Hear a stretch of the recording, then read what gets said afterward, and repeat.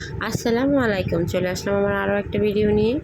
এই প্রচণ্ড গরমে এর থেকে মজার আর ভালো খাবার হতেই পারে না। অনেক দিন ধরে ইচ্ছে করতেছিল একটু পান্তা ভাতের একটা প্লেটার বানাবো। আর পান্তা ভাত এই গরমে খেতে খুবই মজা হয়। তাই আমি কিছু ইলিশ মাছ ভেজে নিয়েছি, তারপরে আমি কিছু পেঁয়াজও ভেজে নিয়েছি, ডালের বড়া। আসলে এখানে মূল হচ্ছে পান্তা ভাত, যে যা ইচ্ছা তা দিয়ে খেতে পারে, কিন্তু আমার অনেক দিন ধরে ইচ্ছে হয়েছে যে আমি ডালের বড়া, ইলিশ মাছ, আলু ভর্তা সব কিছু দিয়ে একসাথে খাবো।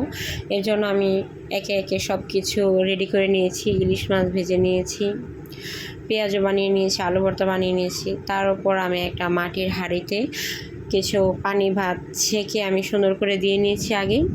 তারপর আমি এখানে দিব, আমি ফ্রিজের একদম ঠান্ডা পানি ঢেলে নেব কিছু। তারপরে একে একে উপরে আমি ইলিশ মাছ ভাজা, পেঁয়াজ ভাজা, তারপর আলু ভর্তাটা আমি এখানে পেঁয়াজ ভেজে তারপর বানিয়েছি। তার উপর আমি ডালের বড়া, এক টুকরো লেবু, সব কিছু দিয়ে আমি সাজিয়ে নিলাম। পানি ভাতের সাথে লেবুটা অনেকে পছন্দ করে না, কিন্তু আমার খেতে কিন্তু খুবই ভালো লাগে। এই তো আমার পান্তা ভাত সাজানো শেষ, এখন শুধু খাওয়ার পালা। সত্যি এই গরমে এই চেয়ে মজার খাবারই হয় না। আমার ভিডিওগুলো ভালো লাগলে লাইক কমেন্ট শেয়ার করবেন। আল্লাহ হাফেজ।